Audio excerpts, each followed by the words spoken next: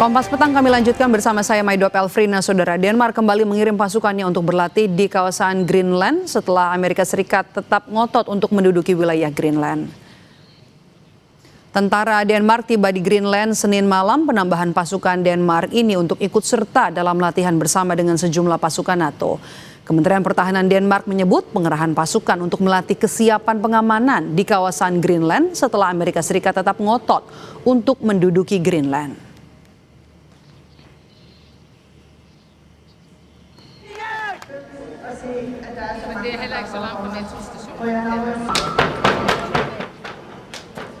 Sementara itu aksi unjuk rasa terjadi di ibu kota Denmark, Copenhagen, untuk mendukung kedaulatan Greenland di tengah ketegangan atas keinginan Amerika Serikat menduduki Greenland.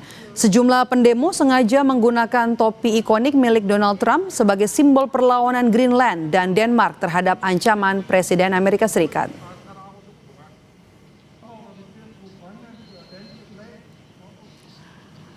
Presiden Amerika Serikat Donald Trump kembali memicu kontroversi dengan mengaitkan ambisinya atas Greenland dengan kekecewaan karena tak meraih hadiah Nobel Perdamaian.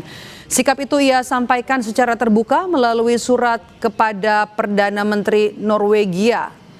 Trump menyiratkan kegagalannya mendapatkan Nobel membuatnya tidak lagi ingin hanya fokus pada isu perdamaian. Ia menegaskan kini akan lebih mengedepankan apa yang dianggapnya sebagai kepentingan Amerika Serikat, termasuk menguasai Greenland.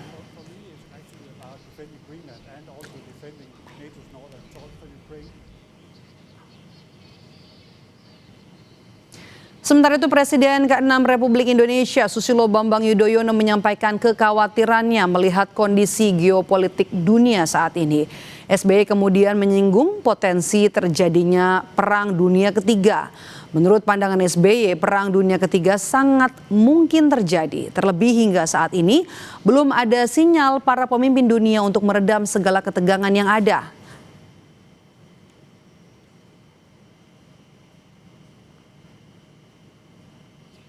Dalam unggahannya di media sosial pribadinya, SBY menuliskan, "Terus terang, saya khawatir, cemas dan khawatir kalau sesuatu yang buruk akan terjadi. Cemas kalau dunia mengalami prahara besar, apalagi kalau prahara besar itu adalah Perang Dunia Ketiga. Sangat mungkin Perang Dunia Ketiga terjadi, meskipun saya tetap percaya hal yang sangat mengerikan ini bisa dicegah." SBY juga menulis saran dan usulan saya, Perserikatan Bangsa-Bangsa mengambil inisiatif mengundang para pemimpin dunia untuk berembuk di persidangan umum PBB yang sifatnya darurat. Agendanya adalah langkah-langkah nyata untuk mencegah terjadinya krisis dunia dalam skala yang besar, termasuk kemungkinan terjadinya perang dunia yang baru.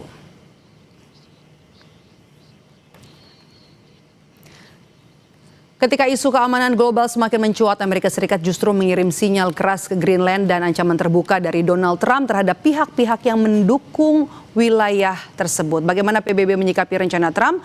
Apakah dunia bisa melawan rencana Presiden Amerika Serikat yang mengabaikan hukum internasional? Kita bahas bersama dengan Dina Prapto Raharja, praktisi dan pengajar hubungan internasional Synergy Policies. Selamat petang, Mbak Dina, dengan Maidop. Selamat petang, Mbak Maidop. Oke, Mbak Dina, apakah dengan Anda sepakat dengan pernyataan dari SBY jika sangat mungkin Perang Dunia Ketiga ini terjadi? Apakah saat ini memang terjadi kesamaan pola seperti Perang Dunia I dan II sebelumnya? Saya melihat belum sepenuhnya sama dengan kondisi sebelum Perang Dunia I dan II. Jadi kita perlu melihat beberapa faktor ya. Pertama, kalau dilihat dari Amerika Serikat sendiri, kondisinya itu secara ekonomi menurun. Dan kalau melihat background Presiden Donald Trump, karena beliau adalah pebisnis dan beliau punya janji politik untuk menunjukkan Amerika itu besar kembali, great again, dengan cara fiskalnya mereka itu sembuh, sehat, perekonomiannya, dan mereka bisa bersaing bahkan lebih kuat dari para pesaingnya, agenda itu belum tercapai. Dan menurut saya, karena dia juga punya bisnis di berbagai belahan dunia, dia nggak punya kepentingan juga untuk merusak jalur bisnis yang sudah dia bangun.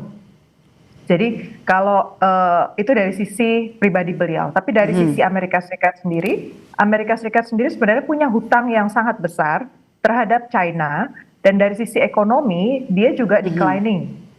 Penggunaan dolar itu sudah mulai berkurang, meskipun masih dominan, tetapi sudah mulai berkurang. Artinya perdagangan, kerjasama antar negara ini sebenarnya sudah mulai ada infrastruktur diplomasi yang berdiri lepas dari PBB. Nah ini yang tadi menarik diangkat, kemudian PBB bisa apa? Sebenarnya PBB sudah lumpuh.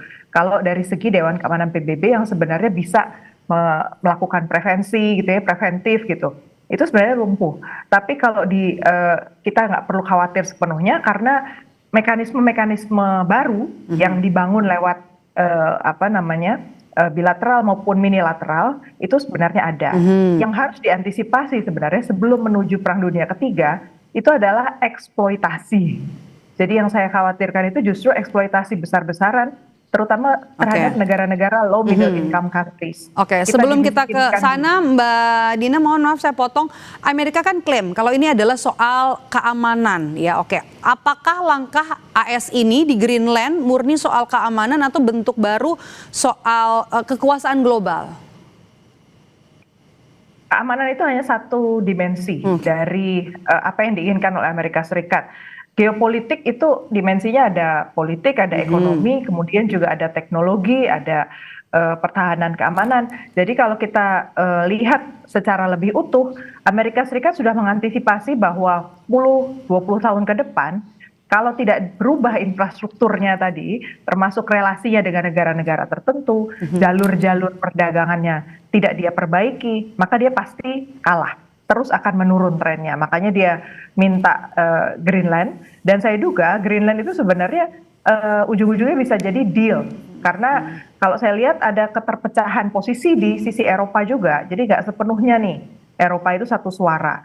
Mereka berpikir karena narasi yang kita dengarkan bahwa mereka akan memperjuangkan otonominya gitu dari Amerika Serikat. Tapi di sisi lain ada yang bilang bahwa orang itu sesama negara NATO kok, ngapain sih kita ribut? Udah kita berikan saja, toh nanti nggak kemana-mana, tetap di tangan NATO.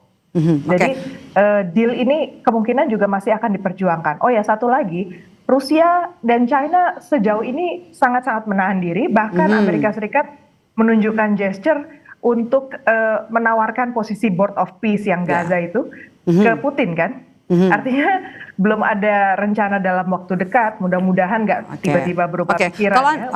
Mbak Dina, kalau Anda tadi bilang aksi Trump ingin mencaplok Greenland ini, PBB sudah lumpuh, kemudian apa yang bisa, diplomasi apa yang bisa dilakukan oleh negara-negara yang tidak menginginkan Perang Dunia Ketiga ini terjadi? Kita harus mulai bergegas, melakukan eksplorasi apa saja mekanisme diplomasi yang masih bisa kita pertahankan. Shuttle diplomasi itu salah satu yang harus kita kembangkan. Kemudian dengan negara-negara terdekat, negara tetangga plus gitu ya. Plus itu adalah bukan hanya yang paling dekat, tetapi juga ada negara yang memang secara ekonomi menjadi mitra utama untuk perekonomian kita, sustaining, kita punya program-program pemberdayaan misalnya. Nah itu harus kita dekatkan lebih ini lagi di luar dari mekanisme yang ada. Jadi jalurnya itu sudah mulai seperti orang nggak usah terikat gitu dengan kelembagaan, karena kelembagaan yang di-attack yang sedang diserang oleh Trump itu adalah kelembagaan. Baik, terima kasih sudah memberikan pandangan bersama kami di Kompas Petang hari ini, Dina Praptora Harja, praktisi dan pengajar hubungan internasional Synergy Policies. Sehat selalu Mbak Dina.